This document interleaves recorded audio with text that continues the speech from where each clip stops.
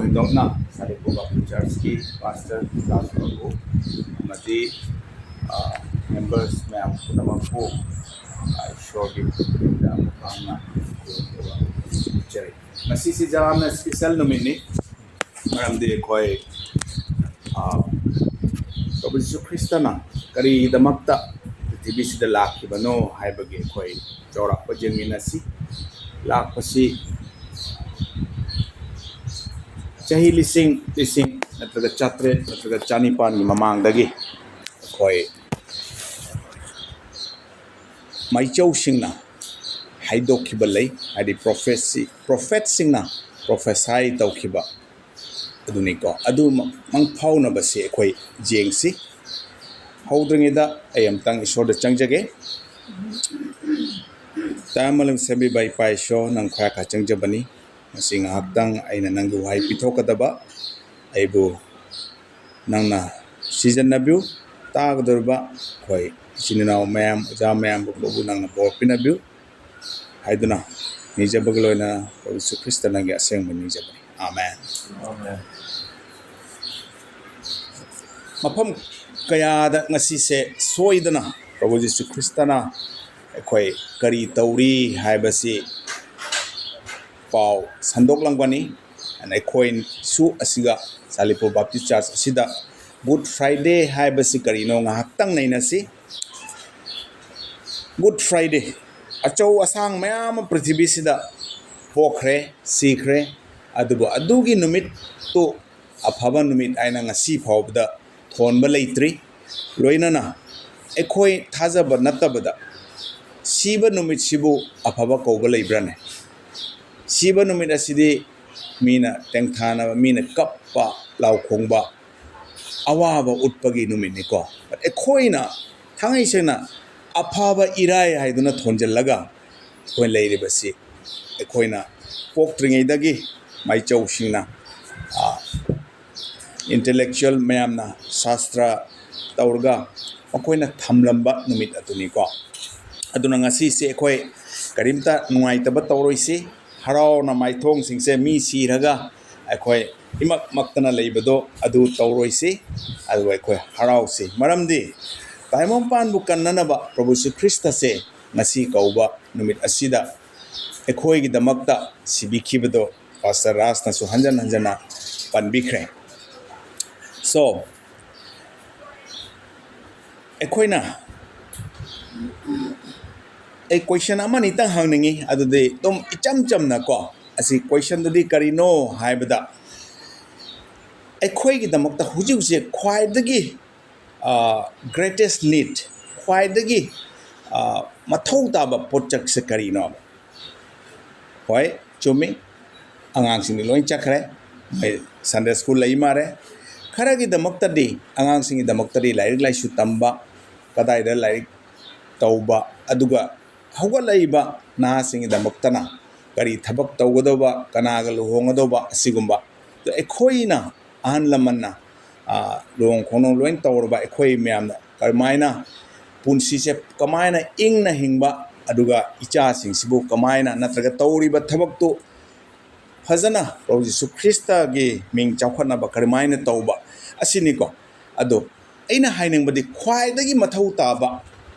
masigi numit asida hayu hairabadi kanbiba mapudo mathau tai koi maraksida ngasidi thajadaba amaltaba jawde aduna thajadaba jawram bataragadi aigi ngaktang sandoi basi moirom da chakadaba aduna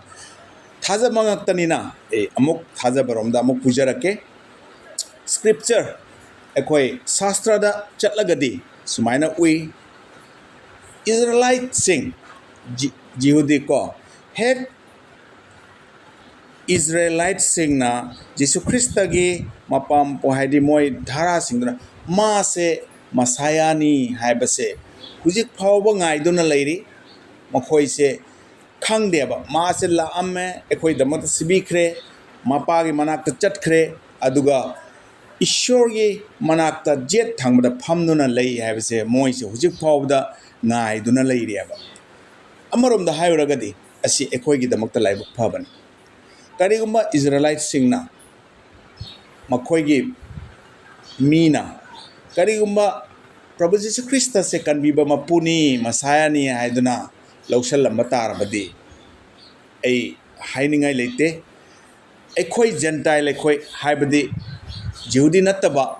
ꯗꯦꯕꯤꯠꯀꯤ ꯙꯔꯥꯗ ꯅꯠꯇꯕ ꯑꯩꯈꯣꯏꯁꯦ ꯀꯔꯤ ꯑꯣꯏꯒꯅꯤ ꯍꯥꯏꯕꯁꯦ ꯌꯥꯝ ꯆꯤꯡꯅꯅꯤꯡꯉꯥꯏꯅꯤꯀꯣ ꯀꯔꯤꯅꯣ ꯉꯁꯥꯏꯒꯤ ꯏꯖꯔꯦꯂꯥꯏꯠꯁꯤꯡꯅ ꯖꯤꯁꯨ ꯈ꯭ꯔꯤꯁꯇꯕꯨ ꯂꯧꯁꯟꯗꯕ ꯃꯔꯝꯅ ꯑꯩꯈꯣꯏꯗ ꯑꯐꯕ ꯋꯥꯄꯥꯎꯁꯦ ꯆꯥꯏꯊꯣꯔꯛꯄꯅꯦꯕ ꯃꯥꯒꯤ ꯑꯄꯣꯁꯇꯜꯁ ꯗꯤꯁꯥꯏꯄꯜꯁꯤꯡꯁꯤꯅ ꯃꯐꯝ ꯃꯐꯝꯗ ꯆꯠꯂꯒ ꯆꯥꯏꯊꯣꯔꯛꯄꯁꯤꯗ ꯑꯩꯈꯣꯏ ꯏꯚꯟ ꯃദ്ꯔꯥꯁ ꯐꯥꯎꯕꯗ ꯁꯦꯟꯠ ꯊꯣꯃꯥꯁ ꯃꯥꯎꯟꯠ ꯍꯥꯏꯅ ꯂꯩ ꯑꯗꯨꯗ ꯑꯩꯁꯨ ꯇ꯭ꯔꯦꯅꯤꯡ ꯇꯧꯖꯔꯝꯃꯤ ꯑꯣꯐꯤꯁꯔꯁ ꯇ꯭ꯔꯦꯅꯤꯡ ꯑꯗꯨꯒ ꯑꯗꯨ ꯐꯥꯎꯕꯗ ꯊꯣꯃꯥꯁꯅ ꯂꯥꯛꯑꯒ ꯑꯐꯕ ꯋꯥꯄꯥꯎꯁꯦ ꯁꯟꯗꯣꯛꯑꯝꯃꯤꯑꯕ ꯑꯁꯤꯁꯨ ꯑꯉꯛꯄꯅꯤꯀꯣ ꯁꯤ ꯏꯁꯣꯔꯒꯤ ꯂꯤꯂꯥꯅꯤ ꯃꯥꯒꯤ ꯔꯤꯗꯦꯝꯞꯇꯤꯞ ꯄ꯭ꯂꯥꯟ ꯍꯥꯏꯕꯗꯤ ꯃꯤꯕꯨ ꯀꯟꯕꯤꯕꯒꯤ ꯑꯔꯥꯟ ꯈꯨꯃꯝ ꯄꯤꯕꯒꯤ ꯈꯨꯁꯤꯟꯗꯨꯅꯦꯕ ꯄ꯭ꯔꯤꯊꯤꯕꯤꯁꯦ ꯁꯦꯝꯗ꯭ꯔꯤꯉꯩꯗꯅ ꯑꯩꯈꯣꯏ ꯄꯣꯛꯇ꯭ꯔꯤꯉꯩꯗꯅ ꯃꯥꯅ ꯑꯁꯤ ꯁꯤꯟꯗꯨꯅ ꯂꯥꯛꯈ꯭ꯔꯕꯅꯤ ꯆꯠꯈꯤꯕ ꯁꯞꯇꯥ ꯑꯩꯈꯣꯏ ꯀꯔꯤ ꯇꯧꯏ ꯀꯅꯥꯒꯨꯝꯕ ꯅꯤꯡꯁꯤꯡꯕ꯭ꯔꯥ ꯄꯥꯝ ꯁꯟꯗꯦ ꯃꯤꯖꯣꯔꯥꯝꯗꯗꯤ ꯌꯥꯝ ꯐꯖꯅ ꯇꯧꯏ ꯃꯣꯏꯁꯦ ꯀꯣ ꯑꯩꯈꯣꯏꯁꯦ ꯈꯪꯗꯦ ꯅꯣꯏ ꯇꯧꯕ꯭ꯔꯥ ꯁꯤ ꯄꯥꯝ ꯁꯟꯗꯦꯗ ꯁꯤ ꯄꯥꯝ ꯂꯤꯞꯁꯦ ꯀꯣ ꯃꯅꯥꯁꯦ ꯑꯁꯤꯒꯨꯝꯕꯁꯦ ꯃꯅꯥꯁꯦ ꯄꯥꯏꯔꯒ ꯑꯍꯟꯗꯒꯤ ꯑꯉꯥꯡꯗꯒꯤ ꯃꯤꯖꯣꯔꯥꯝꯗꯗꯤ ꯑꯥꯏꯖꯣꯜꯗ ꯀꯩꯗꯧꯉꯩꯗ ꯁꯟꯗꯦ ꯄꯥꯝ ꯁꯟꯗꯦꯗ ꯆꯠꯄꯤꯒꯅꯨꯀꯣ ꯀꯔꯤꯒꯤꯅꯣ ꯍꯥꯏꯕꯗ ꯂꯝꯕꯤ ꯕ꯭ꯂꯣꯛ ꯐꯪꯒꯅꯤ ꯑꯩꯈꯣꯏꯁꯨ ꯅꯣꯡꯃꯗꯤ ꯆꯠꯂꯨꯔꯦ ꯑꯗꯨꯝ ꯄꯟꯈꯤꯗꯅ ꯍꯥꯏꯗꯤ ꯁꯣꯔꯣꯛ ꯃꯊꯛꯁꯦ ꯄꯨꯝꯅꯃꯛ ꯄꯨꯡꯊꯟ ꯊꯜꯂꯦꯕ ꯑꯗꯨꯛꯀꯤ ꯃꯇꯤꯛ ꯃꯣꯏꯅ ꯄꯥꯝ ꯁꯟꯗꯦꯁꯦ ꯍꯥꯏꯗꯤ ꯕꯤꯖꯩ ꯖꯥꯇ꯭ꯔꯥ ꯄ꯭ꯔꯚꯨ ꯖꯤꯁꯨ ꯈ꯭ꯔꯤꯁꯇꯅ ꯅꯤꯡꯊꯧ ꯑꯣꯏꯔꯒ ꯏꯖꯔꯦꯜꯗ ꯆꯪꯉꯛꯄꯗꯣ ꯑꯗꯨꯗ ꯃꯣꯏꯅ ꯉꯥꯏꯖꯔꯤꯁꯦ ꯍꯥꯏꯗꯤ ꯑꯩꯈꯣꯏꯒꯤ ꯅꯤꯡꯊꯧ ꯂꯥꯛꯑꯦ ꯑꯩꯈꯣꯏ ꯀꯟꯕꯤ ꯃꯄꯨ ꯂꯥꯛꯑꯦꯅ ꯉꯥꯏꯖꯔꯤꯕ ꯁꯣꯝꯗꯗꯤ ꯄ꯭ꯔꯚꯨ ꯖꯤꯁꯨ ꯈ꯭ꯔꯤꯁꯇꯅ ꯂꯥꯛꯏꯁꯤꯅ ꯊꯋꯥꯏꯔꯣꯝꯗ ꯌꯦꯡꯉꯒ ꯑꯔꯥꯟ ꯈꯨꯝꯕꯝ ꯄꯤꯕꯗꯣ ꯑꯗꯨ ꯀꯟꯕꯤꯕꯗꯨꯅꯤꯌꯥꯕ ꯃꯥꯅ ꯂꯥꯛꯆꯔꯤꯗꯣ ꯁꯣꯝꯗ ꯑꯃ ꯃꯣꯏꯅ ꯀꯔꯤ ꯈꯜꯂꯤ ꯑꯩꯈꯣꯏ ꯅꯤꯡꯊꯧ ꯑꯗꯨꯃꯥꯏꯅ ꯁꯒꯣꯜꯅꯦ ꯂꯥꯟꯃꯤꯅꯦ ꯇꯧꯔ ꯂꯥꯛꯑꯒ ꯃꯥꯅ ꯔꯥꯖ꯭ꯌ ꯇꯧꯔꯅꯤ ꯑꯁꯤ ꯐꯤꯕꯝꯗ ꯃꯣꯏꯅ ꯈꯟꯖꯕꯀꯣ ꯑꯗꯣ ꯄꯥꯝ ꯁꯟꯗꯦ ꯑꯩꯈꯣꯏꯅ ꯎꯈ꯭ꯔꯦ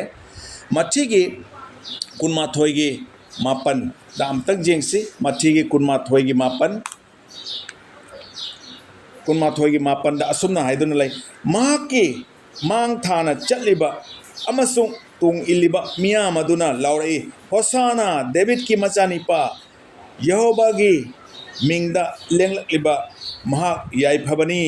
ꯈ꯭ꯋꯥꯏꯗꯒꯤ ꯋꯥꯡꯕ ꯍꯣꯁꯥꯅꯥ ꯍꯣꯁꯥꯅꯥ ꯍꯣꯁꯥꯅꯥ ꯍꯥꯏꯕꯗꯤ ꯀꯩꯅꯣ ꯀꯟꯕꯤꯕ ꯁꯦꯞ ꯅꯥꯎ ꯍꯧꯖꯤꯛ ꯍꯧꯖꯤꯛ ꯀꯟꯕꯤꯌꯨ ꯍꯥꯏꯕꯅꯦꯕꯀꯣ ꯑꯁꯨꯃꯥꯏꯅ ꯂꯥꯎꯔꯦ ꯑꯗꯨꯒ ꯑꯗꯨꯒꯤ ꯍꯦꯛ ꯃꯇꯨꯡꯗ ꯌꯦꯡꯉꯣ ꯀꯟꯕꯤꯕ ꯃꯄꯨ ꯂꯥꯛꯑꯦ ꯍꯧꯖꯤꯛ ꯍꯧꯖꯤꯛ ꯀꯟꯕꯤꯌꯨ ꯑꯩꯈꯣꯏꯒꯤ ꯅꯤꯡꯊꯧ ꯆꯪꯂꯛꯑꯦ ꯍꯥꯏꯅ ꯂꯥꯎꯔꯤꯕ ꯃꯌꯥꯝꯁꯤꯅ ꯀꯔꯤ ꯇꯧꯔꯤ ꯍꯥꯏꯕꯗ ꯃꯊꯤꯒꯤ 18ꯒꯤ 12-19 ꯑꯝꯇꯪ ꯄꯥꯁꯤ ꯃꯊꯤꯒꯤ 18-19 ꯄꯤꯂꯠꯅ ꯃꯈꯣꯏꯗ ꯍꯥꯏ ꯑꯗꯨ ꯑꯣꯏꯔꯕꯗꯤ ꯈ꯭ꯔꯤꯁꯇ ꯀꯧꯕ ꯖꯤꯁꯨꯕꯨ ꯑꯩꯅ ꯀꯔꯤ ꯇꯧꯒꯗꯒꯦ ꯃꯈꯣꯏ ꯄꯨꯝꯅꯃꯛꯅ ꯍꯥꯏꯔꯝꯃꯤ ꯃꯍꯥꯛꯄꯨ ꯀ꯭ꯔꯣꯁꯇ ꯍꯥꯠꯂꯨ 19 ꯂꯩꯉꯥꯛ ꯃꯄꯨꯅ ꯍꯥꯏꯈꯤ ꯀꯔꯤꯒꯤꯅꯣ ꯃꯍꯥꯛꯅ ꯀꯔꯤ ꯐꯠꯇꯕ ꯇꯧꯈ꯭ꯔꯕꯒꯦ ꯑꯗꯨꯕꯨ ꯃꯈꯣꯏꯅ ꯍꯦꯟꯅ ꯑꯗꯨꯝ ꯂꯥꯎꯗꯨꯅ ꯍꯥꯏꯔꯛꯈꯤ ꯃꯍꯥꯛꯄꯨ ꯀ꯭ꯔꯣꯁꯇ ꯍꯥꯠꯂꯨ ꯌꯦꯡꯉꯨ ꯁꯞꯇꯥ ꯃꯃꯥꯡꯗ ꯑꯩꯈꯣꯏꯁꯦ ꯍꯧꯖꯤꯛ ꯄꯦꯁꯟ ꯋꯤꯛ ꯍꯥꯏꯌꯦꯕꯀꯣ ꯂꯥꯁ ꯋꯤꯛꯁꯦ ꯃꯈꯣꯏꯅ ꯍꯣꯁꯥꯅꯥ ꯍꯣꯁꯥꯅꯥ ꯀꯟꯕꯤꯕ ꯃꯄꯨ ꯂꯥꯛꯑꯦ ꯑꯩꯈꯣꯏꯕꯨ ꯀꯟꯕꯤꯌꯨ ꯍꯥꯏꯅ ꯂꯥꯎꯔꯝꯕꯗꯨꯅ ꯉꯁꯤꯗꯤ ꯁꯦꯝ ꯃꯈꯣꯏꯁꯤꯅ ꯀꯔꯤ ꯇꯧꯔꯤ ꯄꯤꯂꯠꯅ ꯍꯥꯏꯔꯦ ꯄꯤꯂꯠꯁꯦ ꯅꯤꯡꯊꯧ ꯍꯥꯏꯔꯁꯤꯀꯣ ꯅꯤꯡꯊꯧꯗꯨꯅ ꯍꯥꯏꯔꯦ ꯃꯥꯒꯤ ꯐꯣꯜꯁꯦ ꯀꯔꯤꯝ ꯐꯪꯗꯦꯅꯦ ꯃꯥꯁꯦ ꯑꯆꯨꯝꯕ ꯇꯧꯕ ꯃꯤꯅꯤ ꯑꯩ ꯀꯔꯤꯝ ꯐꯣꯜ ꯐꯠꯇꯕ ꯐꯪꯗꯦ ꯃꯥꯕꯨ ꯀꯔꯤ ꯇꯧꯁꯤꯒꯦ ꯍꯥꯏꯕ ꯃꯇꯝꯗ ꯃꯣꯏꯅ ꯑꯗꯨꯒ ꯂꯥꯎꯔꯛꯈꯤꯑꯕ ꯃꯍꯥꯛꯄꯨ ꯀ꯭ꯔꯣꯁꯇ ꯍꯥꯠꯂꯨ ꯃꯍꯥꯛꯄꯨ ꯀ꯭ꯔꯣꯁꯇ ꯍꯥꯠꯂꯨ ꯍꯥꯏꯅ ꯂꯥꯎꯔꯛꯈꯤꯑꯕ ꯌꯦꯡꯉꯨ ꯑꯩꯈꯣꯏ ꯃꯤꯑꯣꯏꯕꯁꯦ ꯀꯌꯥꯝ ꯁꯣꯟꯕ ꯀꯌꯥꯝ ꯐꯠꯇꯕꯅꯣ ꯍꯧꯖꯤꯛ ꯍꯧꯖꯤꯛꯀꯤ ꯑꯐꯕꯁꯦ ꯎꯔꯒ ꯀꯣꯟꯅꯒꯤ ꯈꯪꯗꯕ ꯍꯥꯏꯕꯗꯨ ꯆꯤꯡꯒꯅꯤ ꯑꯗꯨꯒ ꯑꯇꯣꯞꯄ ꯃꯐꯝꯗꯅ ꯀꯔꯤ ꯁꯥꯁꯇ꯭ꯔꯒꯤ ꯑꯗꯨꯗ ꯕꯔꯥꯕꯁ ꯀꯧꯕ ꯑꯩꯈꯣꯏ ꯗꯀꯥꯏꯠ ꯃꯤ ꯍꯥꯠꯄ ꯍꯥꯏꯗꯤ ꯃꯥꯁꯦ ꯌꯥꯝ ꯐꯠꯇꯕ ꯑꯃ ꯂꯩꯔꯝꯃꯦꯕ ꯑꯗꯣ ꯃꯈꯣꯏꯅ ꯂꯥꯎꯔꯛꯈꯤꯑꯕ ꯀ꯭ꯔꯣꯁꯇ ꯄꯥꯡ ꯇꯤꯡꯗꯨꯅ ꯍꯥꯠꯂꯨ ꯀ꯭ꯔꯣꯁꯇ ꯇꯤꯡꯗꯨꯅ ꯍꯥꯠꯂꯨ ꯍꯥꯏꯕ ꯃꯇꯝꯗ ꯑꯃꯨꯛꯀ ꯐꯔꯦ ꯑꯗꯨ ꯑꯣꯏꯔꯗꯤ ꯑꯃ ꯊꯥꯗꯣꯛꯁꯤ ꯍꯥꯏꯕ ꯃꯇꯝꯗ ꯃꯈꯣꯏꯅ ꯍꯥꯏꯈꯤꯕ ꯕꯔꯥꯕꯥꯁꯄꯨ ꯊꯥꯗꯣꯛ ꯕꯔꯥꯕꯥꯁ ꯍꯥꯏꯗꯣ ꯃꯤ ꯍꯥꯠꯄ ꯐꯠꯇꯕ ꯅꯨꯄꯥꯅꯦꯕ ꯈ꯭ꯔꯤꯁꯇꯒꯤ ꯃꯤꯁꯤꯡꯕꯨ ꯅꯨꯡꯁꯤꯗꯕ ꯑꯗꯨꯕꯨ ꯊꯥꯗꯣꯛꯎ ꯍꯥꯏꯔꯒ ꯃꯥꯕꯨ ꯊꯥꯗꯣꯛꯄꯤꯈꯤꯕ ꯑꯗꯨꯅ ꯑꯩꯈꯣꯏꯒꯤ ꯊꯃꯣꯏꯁꯤ ꯌꯦꯡꯁꯤ ꯀꯌꯥ ꯃꯇꯤꯛ ꯑꯩꯈꯣꯏꯅ ꯑꯩꯈꯣꯏꯒꯤ ꯀꯥꯟꯅꯕꯇ ꯌꯦꯡꯕ ꯍꯧꯖꯤꯛꯀꯤꯇ ꯑꯣꯏꯅ ꯌꯦꯡꯕ ꯑꯗꯨ ꯀꯣꯟꯅꯒꯤ ꯑꯔꯥꯟ ꯈꯨꯕꯝ ꯂꯣꯝꯕ ꯅꯥꯏꯗꯕꯁꯦ ꯈꯟꯊꯗꯕꯁꯤ ꯑꯩꯈꯣꯏ ꯇꯧꯔꯣꯏꯁꯤ ꯑꯩꯈꯣꯏ ꯂꯣꯝꯕ ꯅꯥꯏꯗꯕꯁꯤꯅꯤ ꯑꯗꯨꯅ ꯉꯁꯥꯏ ꯑꯩꯅ ꯍꯥꯏꯖꯈꯤꯕꯗꯣ ꯍꯧꯖꯤꯛ ꯑꯩꯈꯣꯏ ꯈ꯭ꯋꯥꯏꯗꯒꯤ ꯃꯊꯧ ꯇꯥꯕꯁꯦ ꯀꯔꯤꯅꯣ ꯍꯥꯏꯕꯗ ꯑꯩꯈꯣꯏ ꯄ꯭ꯔꯚꯨ ꯖꯤꯁꯨ ꯈ꯭ꯔꯤꯁꯇ ꯃꯥꯒꯤ ꯑꯔꯥꯟ ꯈꯨꯕꯝ ꯁꯤꯅꯤꯕꯀꯣ ꯑꯗꯨꯅ ꯃꯊꯪꯗ ꯑꯃꯨꯛ ꯆꯠꯁꯤ ꯀꯣꯏꯁꯟ ꯑꯃ ꯂꯩꯔꯝꯕ ꯌꯥꯏ ꯅꯈꯣꯏꯗ ꯑꯃꯨꯛꯀ ꯋꯥꯍꯪ ꯑꯃ ꯍꯥꯏꯕꯗꯤ ꯏꯁꯔꯥꯏꯂꯥꯏꯠꯁꯤꯡꯅ ꯉꯁꯥꯏ ꯈꯖꯤꯛꯇꯤ ꯄꯟꯖꯈ꯭ꯔꯦ ꯀꯔꯤꯒꯤꯗꯃꯛꯇ ꯃꯍꯥꯛꯁꯦ ꯀꯟꯕꯤꯕ ꯃꯄꯨꯅꯣ ꯃꯁꯥꯌꯥꯅꯣ ꯍꯥꯏꯅ ꯂꯧꯁꯤꯟꯗ꯭ꯔꯤꯕꯗꯨꯗꯤ ꯑꯩꯅ ꯏꯆꯝ ꯆꯝꯅ ꯍꯥꯏꯈ꯭ꯔꯦ ꯑꯩ ꯅꯪꯒꯨꯝꯕ ꯖꯦꯟꯇꯥꯏꯜꯁꯤꯡꯁꯤꯕꯨ ꯀꯟꯅꯅꯕꯅꯤ ꯍꯥꯏꯕꯗꯤ ꯖꯦꯟꯇꯥꯏꯜꯁꯤꯡꯁꯦ ꯏꯁꯣꯔꯒꯤ ꯋꯥꯍꯩꯁꯦ ꯐꯪꯉꯝꯗ꯭ꯔꯕ ꯇꯥꯔꯕꯗꯤ ꯀꯔꯝꯍꯥꯏꯅ ꯇꯧꯅꯤ ꯑꯩ ꯉꯁꯥꯏꯁꯨ ꯍꯥꯏꯖꯈ꯭ꯔꯦ ꯏꯁꯥꯅ ꯑꯩꯈꯣꯏ ꯀꯔꯤ ꯑꯣꯏꯅ ꯂꯩꯒꯅꯤ ꯍꯥꯏꯕꯁꯦ ꯈꯪꯗꯦꯕ ꯑꯗꯨꯕꯨ ꯏꯁꯣꯔꯒꯤ ꯈꯨꯁꯤꯟ ꯊꯧꯔꯥꯡꯒꯤ ꯃꯈꯥꯗ ꯔꯤꯗꯦꯝꯇꯤꯞ ꯄ꯭ꯂꯥꯟ ꯍꯥꯏ ꯏꯪꯒ꯭ꯔꯦꯖꯤꯗꯅ ꯍꯥꯏꯕꯗꯤ ꯃꯥꯅ ꯑꯩꯈꯣꯏꯕꯨ ꯀꯟꯕꯒꯤ ꯂꯝꯕꯤ ꯑꯃ ꯁꯦꯝꯃꯒ ꯃꯈꯣꯏꯒꯤ ꯏꯁꯔꯥꯏꯂꯥꯏꯠꯁꯤꯡꯕꯨ ꯊꯃꯣꯏꯁꯦ ꯀꯜꯍꯟꯈꯤꯑꯕ ꯊꯃꯣꯏꯁꯦ ꯀꯜꯂꯕꯅ ꯃꯣꯏꯅ ꯉꯥꯏꯅ ꯂꯩꯔꯤꯉꯩꯗ ꯑꯩꯈꯣꯏꯅ ꯍꯥꯟꯅ ꯍꯧꯖꯤꯛ ꯑꯩꯈꯣꯏ ꯐꯝꯂꯤꯕ ꯑꯩꯈꯣꯏ ꯃꯌꯥꯝꯁꯤ ꯍꯥꯟꯅ ꯑꯔꯥꯟ ꯈꯨꯕꯝꯁꯦ ꯐꯪꯕꯅꯦꯕ ꯑꯗꯨꯅꯅꯤ ꯑꯩꯈꯣꯏꯅ ꯏꯁꯣꯔꯕꯨ ꯍꯟꯖꯤꯟ ꯍꯟꯖꯤꯟ ꯊꯥꯒꯠꯂꯤ ꯃꯥꯒꯤ ꯈꯨꯁꯤꯟ ꯊꯧꯔꯥꯡ ꯔꯤꯗꯦꯝꯇꯤꯞ ꯄ꯭ꯂꯥꯟ ꯑꯔꯥꯟ ꯈꯨꯕꯝꯒꯤꯗꯃꯛꯇ ꯑꯩꯈꯣꯏ ꯊꯥꯒꯠꯁꯤ ꯑꯃꯁꯨ ꯊꯥꯒꯠꯂꯤ ꯑꯗꯨꯒ ꯑꯩꯈꯣꯏꯅ ꯈꯪꯉꯤ ꯉꯁꯤ ꯑꯐꯕ ꯏꯔꯥꯏ ꯍꯥꯏꯕꯁꯤꯗ ꯒꯨꯗ ꯐ꯭ꯔꯥꯏꯗꯦ ꯍꯥꯏꯕꯁꯤꯗ ꯑꯉꯥꯡꯁꯤꯡ ꯌꯥꯎꯗ꯭ꯔꯦ ꯉꯁꯤ ꯑꯩ ꯍꯥꯟꯅ ꯍꯣꯁꯇꯦꯜꯗ ꯑꯗꯩ ꯁ꯭ꯀꯨꯜꯗ ꯑꯩꯈꯣꯏꯅ ꯑꯗꯨꯝ ꯃꯔꯛꯇ ꯂꯥꯛꯏ ꯃꯈꯣꯏꯁꯦ ꯀꯟꯐ꯭ꯌꯨꯖ ꯑꯣꯏꯗꯅ ꯂꯩꯌꯦꯕ ꯍꯥꯏꯗꯤ ꯀꯔꯤ ꯀꯟꯐ꯭ꯌꯨꯁꯅꯣ ꯍꯥꯏꯕꯗꯤ ꯑꯉꯥꯡꯁꯤꯡꯁꯦ ꯃꯣꯏꯗꯤ ꯑꯩꯈꯣꯏꯅ ꯄ꯭ꯔꯚꯨ ꯖꯤꯁꯨ ꯈ꯭ꯔꯤꯁꯇꯁꯦ ꯂꯥꯛꯑꯝꯃꯦ ꯑꯩꯈꯣꯏꯒꯤꯗꯃꯛꯇ ꯁꯤꯕꯤꯔꯝꯃꯦ ꯃꯥꯕꯨ ꯊꯥꯖꯕ ꯃꯤ ꯄꯨꯝꯅꯃꯛꯅ ꯂꯣꯝꯕ ꯅꯥꯏꯗꯕ ꯐꯪꯒꯅꯤ ꯍꯥꯏꯕꯁꯦ ꯃꯔꯛ ꯃꯔꯛꯇ ꯄ꯭ꯔꯚꯨ ꯖꯤꯁꯨ ꯈ꯭ꯔꯤꯁꯇꯗꯣ ꯀꯗꯥꯏꯗ ꯂꯥꯛꯑꯝꯒꯦ ꯃꯥꯗꯤ ꯃꯦꯔꯤꯒ ꯖꯣꯁꯦꯐꯀꯤ ꯃꯆꯥ ꯅꯠꯇ꯭ꯔꯥ ꯃꯥ ꯀꯔꯤ ꯇꯧꯔꯦ ꯃꯌꯥꯝ ꯑꯃ ꯑꯊ꯭ꯋꯥꯏꯗ ꯍꯥꯏꯗꯤ ꯀꯣꯏꯁꯟ ꯂꯩꯌꯦꯕ ꯍꯧꯖꯤꯛꯁꯨ ꯑꯩꯈꯣꯏ ꯊꯥꯖꯕꯗ ꯑꯩꯈꯣꯏ ꯄ꯭ꯔꯃꯥꯟ ꯁꯥꯈꯤ ꯌꯥꯝꯅꯁꯨ ꯍꯪꯕ ꯃꯇꯝꯅꯤ ꯍꯧꯖꯤꯛꯁꯦ ꯆꯥꯎꯈꯠꯂꯕ ꯃꯇꯝ ꯑꯁꯤꯗ ꯑꯩꯈꯣꯏ ꯃꯤꯁꯦ ꯄꯨꯡꯊꯥ ꯊꯥꯖꯕ ꯌꯥꯗꯦꯕ ꯀꯅꯥꯒꯨꯝꯕ ꯑꯐꯥꯎ ꯄꯤꯕ ꯂꯥꯛꯄ ꯅꯠꯇ꯭ꯔꯒ ꯀꯅꯥꯒꯨꯝꯕꯅ ꯄꯣꯠ ꯌꯣꯟꯕ ꯂꯥꯛꯄ ꯃꯇꯝꯗ ꯑꯩꯈꯣꯏꯅ ꯀꯣꯏꯁꯟ ꯇꯧꯋꯦꯕ ꯑꯁꯤꯕꯨ ꯀꯨꯏꯅ ꯆꯠꯀꯗ꯭ꯔꯅ ꯑꯁ ꯃꯁꯤꯗꯤ ꯆꯠꯂꯣ ꯑꯁ ꯂꯩꯇꯦꯅ ꯑꯗꯨꯝ ꯆꯠꯄꯤꯔꯣ ꯍꯥꯏꯕꯒꯨꯝꯕꯁꯨ ꯂꯩꯀꯣ ꯑꯗꯨꯅ ꯍꯧꯖꯤꯛꯀꯤ ꯗꯥꯎꯠ ꯑꯦꯟ ꯁꯁꯄꯤꯁꯟ ꯃꯌꯥꯝ ꯂꯩꯕ ꯃꯇꯝꯁꯤꯗ ꯑꯩꯈꯣꯏ ꯑꯉꯥꯡꯁꯤꯡꯁꯤꯕꯨꯁꯨ ꯑꯩꯈꯣꯏꯅ ꯐꯖꯅ ꯚꯥꯞ ꯇꯥꯍꯟꯕ ꯇꯥꯏ ꯑꯗꯨꯒ ꯃꯈꯣꯏꯒꯤ ꯄ꯭ꯔශ්ꯅꯁꯤ ꯑꯩꯈꯣꯏ ꯀ꯭ꯂꯤꯌꯥꯔ ꯇꯧꯕ ꯇꯥꯏꯌꯦꯕ ꯑꯗꯨꯅ ꯑꯗꯨꯃꯛ ꯑꯣꯏꯔꯦ ꯍꯥꯏꯔꯒ ꯑꯩꯈꯣꯏ ꯏꯔꯛꯇꯁꯨ ꯑꯩꯈꯣꯏ ꯉꯁꯤ ꯅꯧꯅ ꯊꯥꯖꯔꯤꯕ ꯏꯆꯤꯟ ꯏꯅꯥꯎꯁꯤ ꯌꯥꯎꯏ ꯑꯗꯨꯒꯤꯗꯃꯛꯇꯁꯨ ꯈꯤꯇꯪ ꯑꯩ ꯀ꯭ꯂꯤꯌꯥꯔ ꯇꯧꯖꯒꯦ ꯑꯩꯈꯣꯏꯒꯤ ꯏꯄꯥ ꯏꯃꯥꯅ ꯑꯩꯈꯣꯏꯕꯨ ꯅꯨꯡꯁꯤ ꯍꯥꯏꯕꯁꯤ ꯂꯣꯏꯅ ꯈꯪꯉꯤ ꯀꯌꯥꯝ ꯅꯨꯡꯁꯤ ꯍꯥꯏꯕꯗꯤ ꯑꯩꯈꯣꯏ ꯃꯦꯖꯔ ꯇꯧꯕ ꯉꯝꯗꯦꯀꯣ ꯑꯩꯈꯣꯏ ꯐꯂꯥꯗ ꯑꯣꯟꯕꯗꯤ ꯉꯝꯗ꯭ꯔꯕ ꯅꯨꯡꯁꯤꯕ ꯑꯗꯨꯅꯤ ꯑꯗꯨꯃꯥꯏꯅ ꯏꯄꯥ ꯏꯃꯥꯅ ꯑꯩꯈꯣই ꯆꯥꯅꯕ ꯊꯛꯅꯕ ꯂꯩꯅꯕ ꯁꯦꯠꯅꯕ ꯌꯨꯝ ꯂꯣꯏꯅ ꯄꯤꯕꯤꯀꯣ ꯑꯗꯨꯒ ꯃꯔꯛꯇ ꯑꯩꯈꯣꯏ ꯑꯔꯥꯟꯕ ꯊꯕꯛ ꯇꯧꯕ ꯃꯇꯝꯗ ꯀꯔꯤ ꯇꯧꯏ ꯃꯣꯏꯅ ꯈꯨꯗꯛꯇ ꯑꯩꯈꯣꯏ ꯍꯦ ꯕꯦꯃꯥ ꯕꯨꯡꯉꯣ ꯍꯌꯦꯡꯉꯩ ꯇꯧꯔꯅꯨꯀꯣ ꯍꯥꯏꯔꯒ ꯈꯨꯗꯛꯇ ꯃꯥꯅ ꯑꯩꯈꯣꯏ ꯀꯣꯛꯄꯤꯕꯁꯦ ꯉꯝꯃꯦꯕ ꯑꯗꯨꯅ ꯀꯣꯛꯄꯤꯕꯁꯦ ꯉꯝꯃꯦꯕ ꯏꯁꯣꯔꯅ ꯑꯗꯨꯃꯛꯅꯤ ꯑꯩꯈꯣꯏꯕꯨ ꯅꯨꯡꯁꯤꯔꯤꯁꯦ ꯃꯔꯝꯗꯤ ꯔꯣꯃꯤꯌꯣꯒꯤ 3:12ꯗ ꯑꯩꯈꯣꯏꯅ ꯂꯣꯏꯅ ꯈꯪꯉꯤ ꯑꯗꯨꯗꯤ ꯀꯔꯤ ꯍꯥꯏ ꯑꯗꯨꯗ ꯑꯩꯈꯣꯏ ꯄꯨꯝꯅꯃꯛ ꯄꯥꯞ ꯆꯦꯜꯂꯦ ꯏꯁꯣꯔꯒꯤ ꯃꯇꯤꯛ ꯃꯉꯥꯜꯗꯒꯤ ꯁꯣꯊꯔꯦ ꯍꯥꯏꯅ ꯍꯥꯏꯀꯣ ꯔꯣꯃꯤꯌꯣꯒꯤ 3:12 ꯍꯥꯏꯗꯤ ꯑꯩꯈꯣꯏ ꯄꯨꯝꯅꯃꯛ ꯄꯥꯞ ꯆꯦꯜꯂꯦ ꯏꯁꯣꯔꯒꯤ ꯃꯇꯤꯛ ꯃꯉꯥꯜꯗꯒꯤ ꯁꯣꯊꯔꯦ ꯑꯗꯨꯕꯨ ꯏꯁꯣꯔꯗꯤ ꯅꯨꯡꯁꯤꯕ ꯏꯁꯣꯔꯅꯤꯅ ꯑꯩꯈꯣꯏꯁꯦ ꯁꯤꯕꯗꯤ ꯌꯥꯗꯦꯅ ꯍꯥꯏꯅ ꯑꯩꯈꯣꯏꯕꯨ ꯀꯟꯅꯅꯕ ꯃꯥꯅ ꯑꯃꯨꯛ ꯂꯝꯕꯤ ꯑꯃꯁꯨ ꯄꯤ ꯑꯗꯨꯒ ꯀꯔꯤꯅꯣ ꯔꯣꯃꯤꯌꯣꯒꯤ 3:12ꯗ ꯃꯥꯅ ꯀꯔꯤ ꯍꯥꯏ ꯄꯥꯞꯀꯤ ꯑꯗꯧꯃꯟꯗꯤ ꯁꯤꯕꯅꯤ ꯑꯗꯨꯕꯨ ꯄ꯭ꯔꯚꯨ ꯖꯤꯁꯨ ꯈ꯭ꯔꯤꯁꯇꯗ ꯑꯔꯥꯟ ꯈꯨꯕꯝ ꯂꯩ ꯂꯣꯝꯕ ꯅꯥꯏꯗꯕ ꯄꯨꯟꯁꯤ ꯂꯩ ꯍꯥꯏꯅ ꯃꯥꯅ ꯑꯩꯈꯣꯏꯗ ꯑꯃꯨꯛ ꯈꯨꯗꯣꯡ ꯆꯥꯕꯁꯦ ꯄꯤꯕꯤꯌꯦꯕꯀꯣ ꯁꯣ ꯃꯥꯅ ꯑꯩꯈꯣꯏꯕꯨ ꯁꯦꯝꯕꯤꯕꯅꯤ ꯑꯩꯈꯣꯏꯕꯨ ꯃꯥꯒꯤ ꯃꯆꯥꯅꯤ ꯍꯥꯏꯅ ꯑꯩꯈꯣꯏꯕꯨ ꯍꯥꯏꯕꯤ ꯑꯩꯈꯣꯏꯅ ꯃꯥꯒꯤ ꯃꯆꯥ ꯑꯣꯏ ꯑꯗꯨ ꯑꯣꯏꯇꯥꯔꯒꯗꯤ ꯏꯄꯥ ꯏꯁꯣꯔꯁꯤꯅ ꯑꯩꯈꯣꯏꯕꯨ ꯀꯩꯗꯧꯉꯩꯗ ꯃꯥꯡꯍꯟꯅꯤꯡꯗꯦꯕ ꯑꯗꯨꯅꯅꯤ ꯃꯥꯅ ꯂꯝꯕꯤꯁꯦ ꯃꯊꯪ ꯄꯤꯕ ꯀꯣ ꯑꯇꯩꯁꯤ도 ꯃꯌꯥꯝ ꯑꯃ ꯌꯦꯡꯁꯤ ꯖꯤꯁꯨ ꯈ꯭ꯔꯤꯁꯇꯅ ꯄꯣꯛꯑꯦ ꯑꯗꯨꯒ ꯁꯤꯈ꯭ꯔꯦ ꯑꯗꯨꯒ ꯑꯃꯨꯛ ꯁꯤꯕꯕꯨ ꯖꯣꯏ ꯇꯧꯔꯒ ꯍꯤꯡꯒꯠꯈ꯭ꯔꯦ ꯑꯗꯨ ꯉꯁꯤꯗꯤ ꯑꯁꯤ ꯂꯣꯏꯅ ꯄ꯭ꯔꯣꯐꯦꯠ ꯚꯥꯞꯕꯗꯤꯁꯤꯡꯅ ꯂꯣꯏꯅ ꯍꯥꯟꯅꯅ ꯍꯥꯏꯗꯣꯛꯇꯨꯅ ꯂꯩꯈ꯭ꯔꯕ ꯄ꯭ꯔꯣꯐꯦꯁꯥꯏ ꯇꯧꯈ꯭ꯔꯕ ꯄꯣꯠ ꯉꯥꯛꯇꯅꯦꯕꯀꯣ ꯑꯗꯨ ꯉꯥꯏꯍꯥꯛꯇꯪ ꯑꯩꯈꯣꯏ ꯅꯩꯅꯁꯤ ꯉꯁꯤ ꯃꯥꯒꯤ ꯄꯣꯛꯄ ꯑꯃꯗꯤ ꯁꯤꯕꯗꯤ ꯑꯗꯨꯝ ꯌꯦꯡꯁꯤ ꯑꯗꯨꯕꯨ ꯍꯤꯡꯒꯠꯄꯒꯤꯗꯤ ꯌꯦꯡꯉꯔꯣꯏꯁꯤ ꯀꯩꯅꯣꯗ ꯅꯦꯛꯁ ꯍꯌꯦꯡ ꯍꯪꯆꯤꯠ ꯍꯤꯡꯒꯠꯄꯒꯤ ꯍꯥꯏꯕꯤꯒꯗꯧꯕ ꯑꯣꯖꯥꯗꯨꯅ ꯑꯗꯨꯝ ꯃꯔꯤꯛ ꯆꯨꯝꯅ ꯍꯥꯏꯖꯒꯅꯤ ꯚꯔꯁ ꯑꯃꯈꯛꯇꯪ ꯖꯤꯁꯥꯌꯥ 8:13 ꯑꯩꯈꯣꯏ ꯌꯦꯡꯁꯤ ꯕꯥꯏꯕꯜ ꯈꯔ ꯌꯦꯡꯁꯤꯀꯣ ꯉꯁꯤ ꯑꯁꯤ ꯑꯩꯅ ꯄ꯭ꯔꯃꯥꯟꯁꯦ ꯄꯤꯅꯤꯡꯕꯅꯤ ꯍꯥꯏꯕꯗꯤ ꯑꯩꯈꯣꯏ ꯈꯤꯇꯪ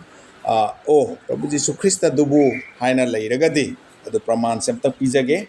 ꯖꯤꯁꯥꯌꯥꯒꯤ 8:13 ꯑꯁꯨꯝꯅ ꯍꯥꯏ ꯃꯔꯝ ꯑꯁꯤꯅ ꯏꯕꯨꯡꯉꯣ ꯃꯁꯥꯃꯛꯅ ꯅꯈꯣꯏꯗ ꯈꯨꯗꯝ ꯑꯃ ꯄꯤꯒꯅꯤ ꯌꯦꯡꯉꯨ ꯂꯩꯁꯥꯕꯤ ꯑꯁꯦꯡꯕꯤ ꯑꯗꯨꯅ ꯃꯤꯔꯣꯟꯗꯨꯅ ꯃꯆꯥꯅꯤꯄꯥ ꯑꯃ ꯄꯣꯛꯀꯅꯤ ꯃꯍꯥꯛꯀꯤ ꯃꯃꯤꯡ ꯏꯃꯥꯅꯨꯑꯦꯜ ꯀꯧꯒꯅꯤ ꯑꯁꯤ ꯖꯤꯁꯥꯌꯥ ꯚꯥꯞꯕꯗꯤꯅ ꯂꯤꯁꯤꯡ ꯅꯠꯇꯦ 700-900ꯒꯤ ꯃꯃꯥꯡꯗ ꯄ꯭ꯔꯚꯨ ꯖꯤꯁꯨ ꯈ꯭ꯔꯤꯁꯇ ꯄꯣꯛꯇ꯭ꯔꯤꯉꯩꯗꯒꯤ ꯁꯤ ꯍꯥꯏꯈ꯭ꯔꯕꯅꯤ ꯍꯥꯏꯕ Behold, a virgin shall conceive and bear a son and shall call his name Emmanuel. ꯑꯩꯈꯣꯏ ꯍꯌꯦꯡ ꯀꯔꯤ ꯑꯣꯏꯒꯅꯤ ꯍꯥꯏꯕꯁꯦ ꯑꯩꯈꯣꯏ ꯄꯨꯟꯁꯤꯗ ꯍꯥꯏꯕ ꯉꯝꯕ꯭ꯔꯥ ꯉꯝꯗꯦ ꯏꯁꯣꯔꯇꯅꯤ ꯈꯪꯉꯤꯕ ꯑꯗꯨꯕꯨ ꯆꯍꯤ 700ꯒꯤ ꯃꯃꯥꯡꯗ ꯖꯦꯁꯤꯌꯥ ꯚꯥꯞꯕꯗꯤꯁꯤꯅ ꯑꯣꯜꯔꯦꯗꯤ ꯍꯥꯏꯈ꯭ꯔꯦ ꯑꯗꯨ ꯃꯪꯐꯥꯎꯅꯕꯗꯤ ꯀꯔꯤ ꯃꯊ꯭ꯌꯨꯒꯤ ꯑꯃꯒꯤ 12ꯗ ꯑꯝꯇꯪ ꯌꯦꯡꯁꯤ ꯚꯥꯞꯕꯗꯤ ꯖꯤꯁꯥꯌꯥꯅ ꯍꯥꯏꯈꯤꯕꯗꯣ ꯃꯊꯤ ꯑꯃꯒꯤ 12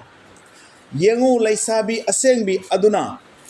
ꯃꯤꯔꯣꯟꯗꯨꯅ ꯃꯆꯥꯅꯤꯄꯥ ꯑꯃ ꯄꯣꯛꯀꯅꯤ ꯑꯗꯨꯒ ꯃꯍꯥꯛꯀꯤ ꯃꯃꯤꯡ ꯏꯃꯥꯅꯨꯑꯦꯜ ꯀꯧꯒꯅꯤ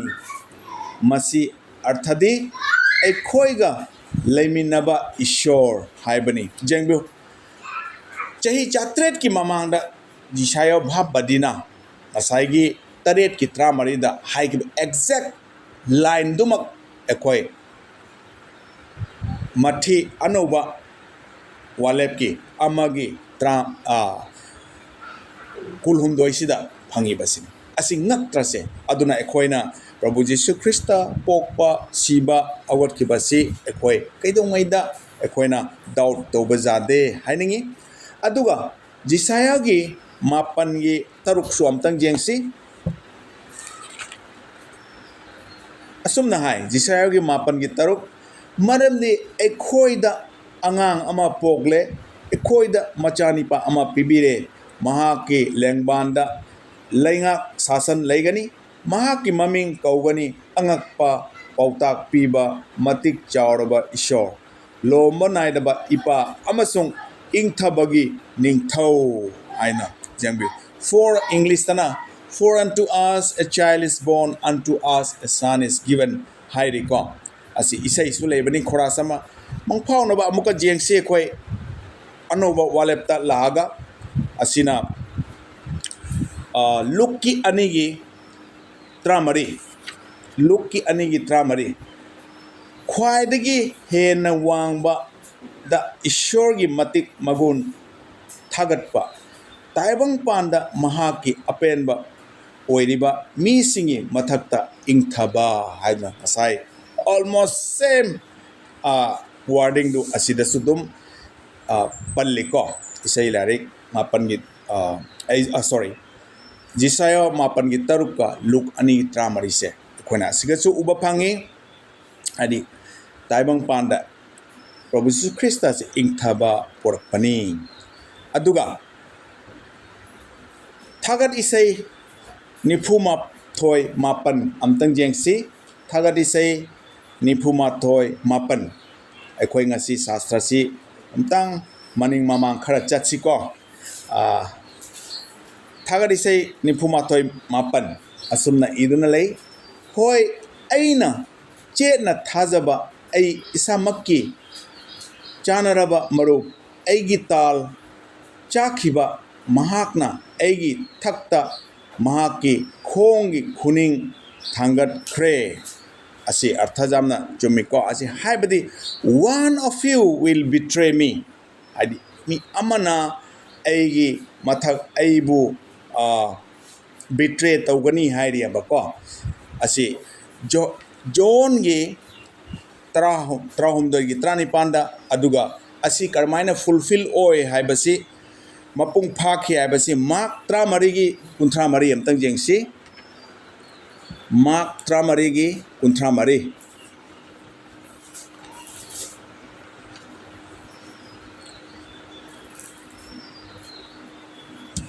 मार्क 33 गी निफु मरी है सॉरी नॉट कुंट्रा मरी निफु मरी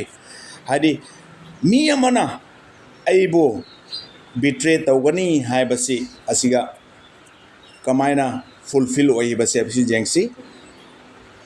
महाक पु पिथोकदबा महाक अदुना मखोइदा इंगित तौदुना हाइरकी ऐना चुप्पा महाक अदुनी महाक पु फादुना चेक्सिन्ना पुखो सी कनाना हाइरिनो कना निंगसंगब्रा जुदास इस्किरेट निंगसंगिको दुना प्रभु यीशु ख्रिस्ट से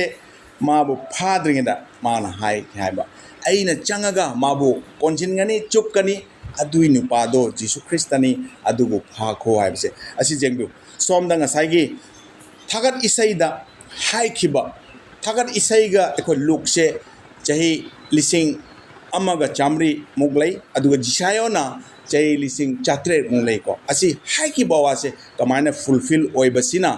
हाइबदी एखोय प्रभु यीशु ख्रिस्टना एखोयगी दमक्ता लामगा सीरगा एखोय आरान कुम पीएफस एखोय करेमता चिंगनादना थाजबा जाबा ईश्वरदुनी हानिंगी अदुगा मथंगदसु अमुक जेंगसी क्रॉस दा पांग तिंखरे अदुई मतुंगदा अमुक जेंगसी करी तौबा इसै लारिक कुनिथोयगी त्रानिपान इसै लारिक से थागत इसै सुहाइको थागत इसै कुनिथोयगी त्रानिपान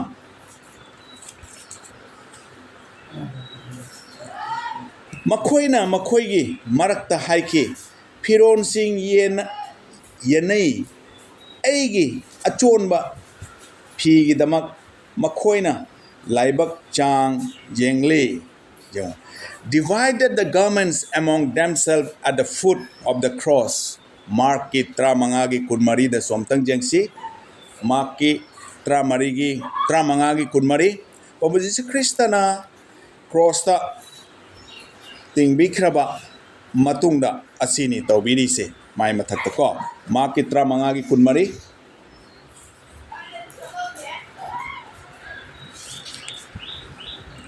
मखोइना महाकु क्रॉस ता पांग तिंगलबदा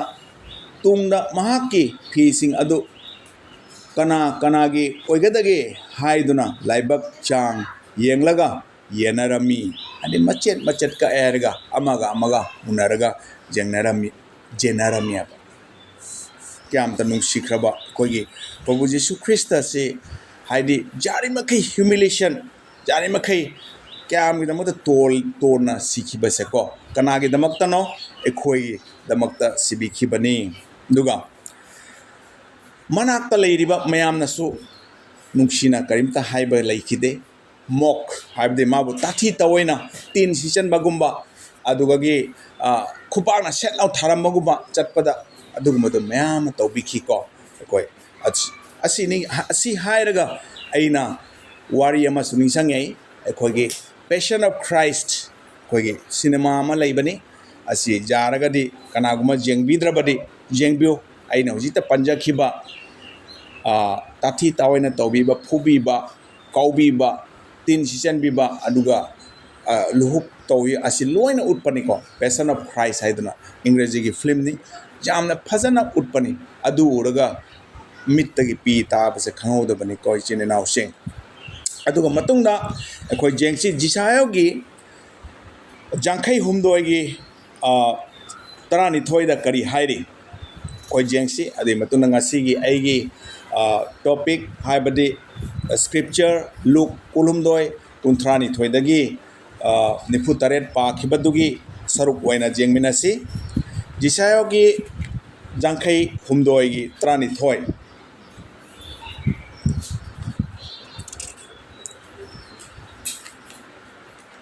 jisayok jangkai humdoi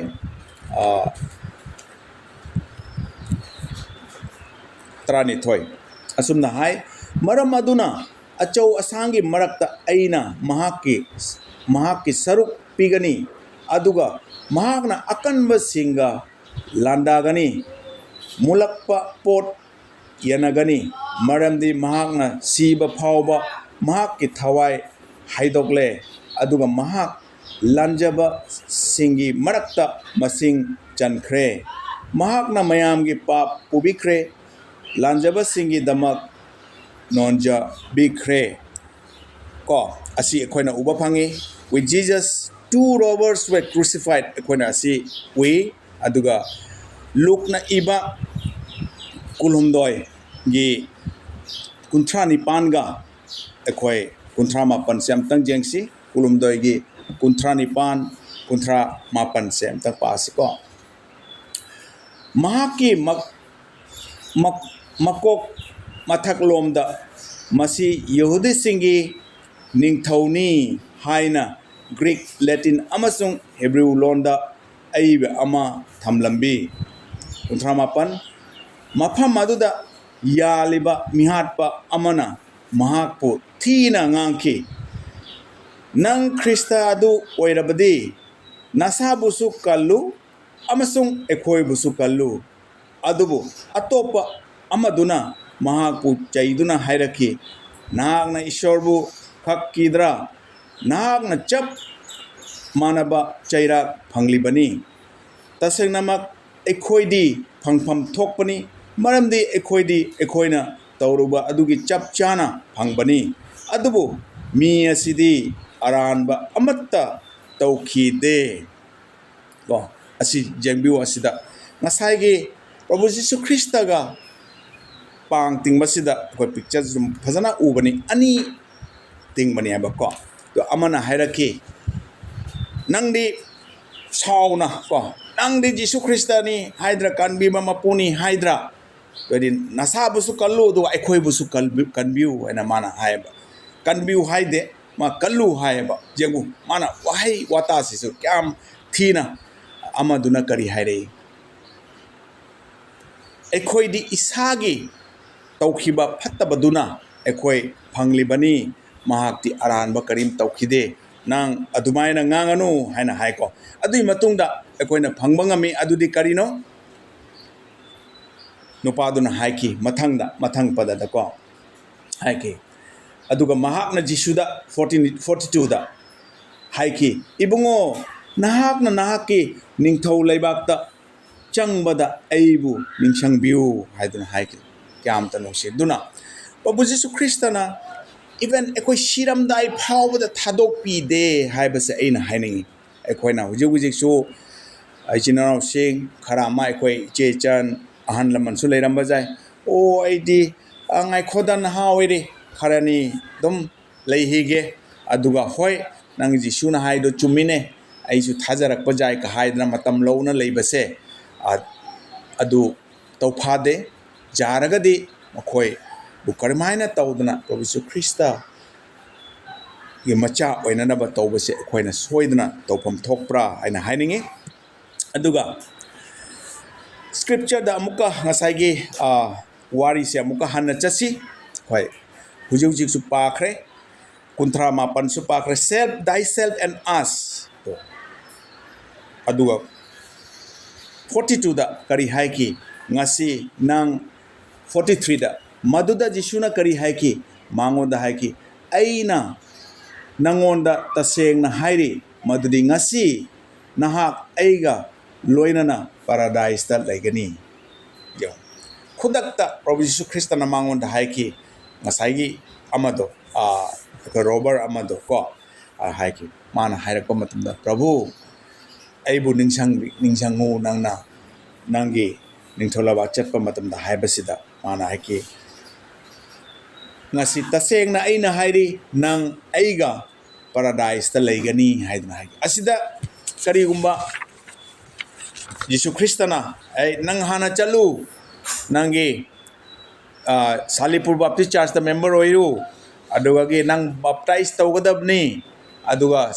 chakhang chagadabni adui matungda nang aiga paradise ta laiu haira haide ko straight mana duga dum haikre nang ngasi soidana aiga sargada chatkani hairamya aduna utpadi hoi ekoi baptism church member jamna important ni adubu ekoi gi aran khubam sorga chatpagidi baptism oidrasu jai aduga church member oidrasu jai haidana asina sakhi ne sumna tagi mana thajabdo ekoi ngasai gi phattaba mi aduna ma haikya bhai ang tumin layu nangdi nangi narana sigadori bani madi karimta maran lekhide ningsangbra pilot na kari haiki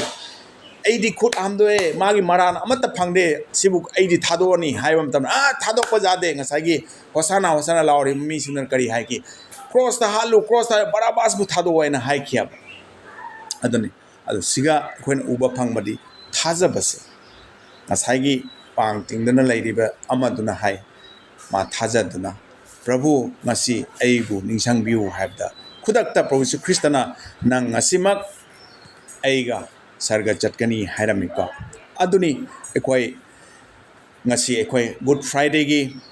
fajaraba numit asigi message asi ekoi na karigumba doubt clarification leirabadi haiduna aina shastra dagi maichau sina ekoi prophesy tauhiba myamda pop tai ko aduga Chakriba Saptada ekoi Palm Sunday do aduga su Matthew kunmathoi dagi Matthew Mark Luke John punamak ta jawbani mana Jericho da jawraga Jericho da leiri disu kanada lei habda Yesu Kristana tawriba pot punamak se mina waseng ngangna ba jaba pona ta oiramya ba adu kari hairi habda ai Zacchaeus ai ngasi noida leidoi mi hairi mi to jam leiraga Zacchaeus ai sina kanano pap chelaba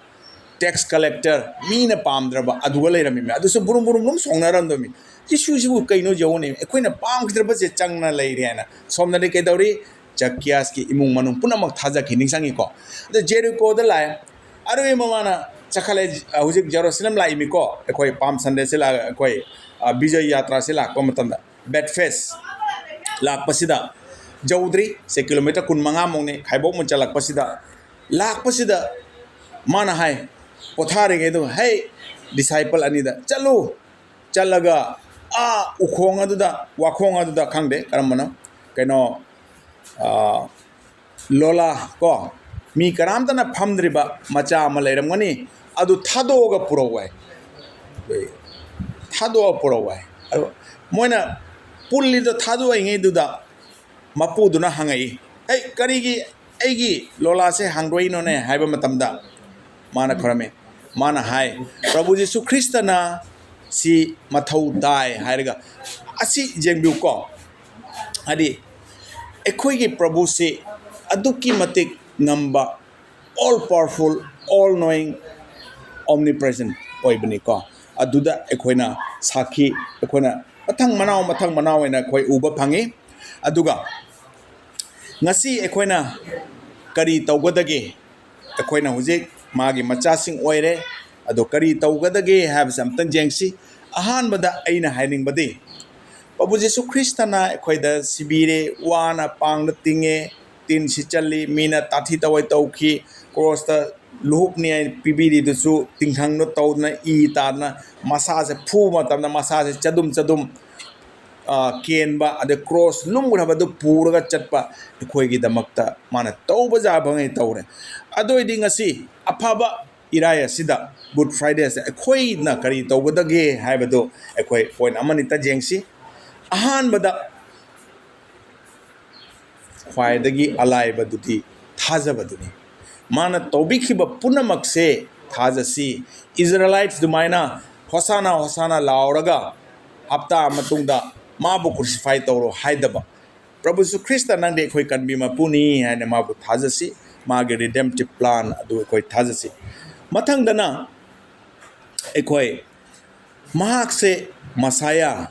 को पृथ्वीबु कनबा अदुनी अदुगा ईश्वर की मनाक्ता माई मपागी मनाक्ता मु सर्गदा काखरे हाइबसे अखोई थाजसी लोइना नना अहुम सुबदा महाकना सीबबु जोय तौदना शैतानबु जोय तौदना अखोई पुनमक्की दमक्ता अरान खुबम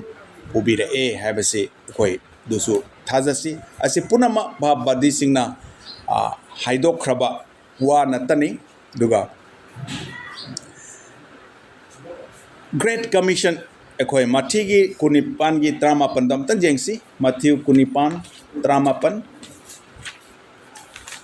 मथ्यू कुनिपान त्रामापन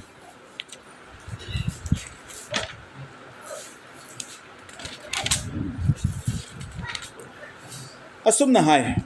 मरम असिना नखोइना चत्तुना जात पुनमकपु सेबोक सेमु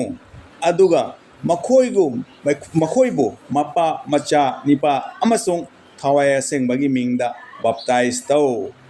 अइना नखोइदा पीखिबा याथंग पुमनमक अदु ngaknaba मखोइबु तंबियु अदुगा येंगु अइना ताइबंगपान अरोइबा फावबा नखोइगा मतम पुमनमकता लोइनारी आमेन असिनी एखोइना मफम मफमदा एखोइदि थोइनाबु तौदे एखोइना प्रेस्बिटेरियन दैसु जाम तमनिंगाइ लै मखोइसिना मफम मफमदा लैरे हाइरगा ईश्वरगी वाहै पिथोकनबा सेंटर मोइना हांगा तौरिबसेको अदुगागी मफम मफमदा चत्तना ईश्वरगी याथंग से इल्लिबनियाबा असिबो एखोइना इंग्लिशदा ग्रेट कमीशन हाई सना एखोइना करी तौगनी हाइबदा असिसु पॉइंट अमनी दुना ईश्वरगी वापाउसी एखोइ संदोक्सी मफम मफमदा चटले हाइरगा सेबोक सेंबा बप्ताइज तौबिबा दुगा मचानिपा थावाय असेंबा मपागे मिंगदा बप्ताइज तौवाइना हाइको असिमा तौबा अदुगा एखोइ थॉमस गुमनादी ओइरोइसियाबा थॉमस कनानो मागी सेबोकनी अदुबो अलोइबा सेकेंड अलोइबा पायरा लोइसनसिको जोहन की कुनमा थोय जोहन की कुनमापन सेमतन जेंगसी जोहन की कुनमापन असुमना हाय जिसुना मांगोंदा हाय थॉमस नाक्ति एबु उरबा मरमना थाजरे अदुना थाजबा मखोय उदना थाजबा मखोय अदु याइफबनी सी जेंगबिउसे क्याम एखोइ थॉमस दुमाइना ओइरसि हाइरिबा मरमदि थॉमस ति हाइबा जीसु ख्रिस्ट हिंगतख्रे एखोइ इरक्ता लामि हा आई थाजरोय माबु आइना खुटना सोक्त्रिङै माबु आइना पाइद्रिङै आई थाजरोय हाइ लेरमिया अदु जेंगबिउ दो जीसु ख्रिस्टना मथंग लाकपदि माना करे थॉमस हुजिक जेंगराव मा अमुक खोइरमगा ईश्वर आइना खोइरमगा मा अदुगा मा उठ्याबा अदुगा प्रभु जीसु ख्रिस्टना करी हाइरमी अइबु उदना थाजबा मी पुनमक याइफबा ओइसनु हाइबदु कनानो सिदा चलिसे एखोइ पुनमकसु माबु उखिब्रा प्रभु जीसु ख्रिस्टबु उखिदे माना अवाबा खांगिबदा उखिब्रा एखोइदमा उखिदे अदुगदि एखोइ थॉमस तुमाइना तौरोइसी माबु उदना थाजबा एखोइ पुनमक याइफबनी हाइदना ईश्वरगी बोर एखोइदे चाउना लै अदुना एखोइ थाजबा चेतना थाजसी प्रभु जीसु ख्रिस्टबु एखोइ याम थागतसी मरमदि पापदगी अमदि शैतानदगी अमदि सीबदगी एखोइ हिंगतुना अरान खुम पीबिबसी प्रभु जीसु ख्रिस्ट नत्तना एखोइ अतै मालेमदा अतै मयाम लै अफवा वासिंग संदोकपा अदुबु अरान खुम पीबदी सीबदे हिंगतपदी प्रभु जीसु ख्रिस्तनी हाइबसे हाइनिंगे अलोइबदा अमखतंग पारगा लोइसनजगे अहानबा जॉन की अमागी तरेट अहानबा जॉन अमागी तरेट अहानबा जॉन अमागी तरेट अदुबु महागना मंगांदा लेबगुमना एखोइना मंगांदा चटलबदी एखोइ अमगा सरुक फंगमिनाबनी अदुगा महाकी मचानिपा जीसु ख्रिस्तगी ईना पाप पुमनमक्तगी एखोइबु Sengdokpi. English tamta pajagi. For the blood of Jesus Christ, His Son, cleansed us from all sin. Asiko. Ako'y Prabhu Jesu Kristagi magi ina ako'y punamaku sengbire haba duna yam thagachari ngasi prithibi pumbada ishorgi apaw apaw sandol ipa mayambu bo piboisanu ngasi kauba numit asida Prabhu Jesu Kristana tawrambadu mayamna sukhang boisanu. I believe that ako'y resurrection part Shiraga ngasi si sire nomaizing Shiraga hawat ki bagi dudi soidana ako'y oja ojana nomaizing na pubirakani haiba asa thamjai thagachari mayambo Prabhu Jesu Krista gi mingda bor pibo shanu Salipur Baptist Church ku hena chawkhat po shanu hairaga ai loisin jarage. Thank you.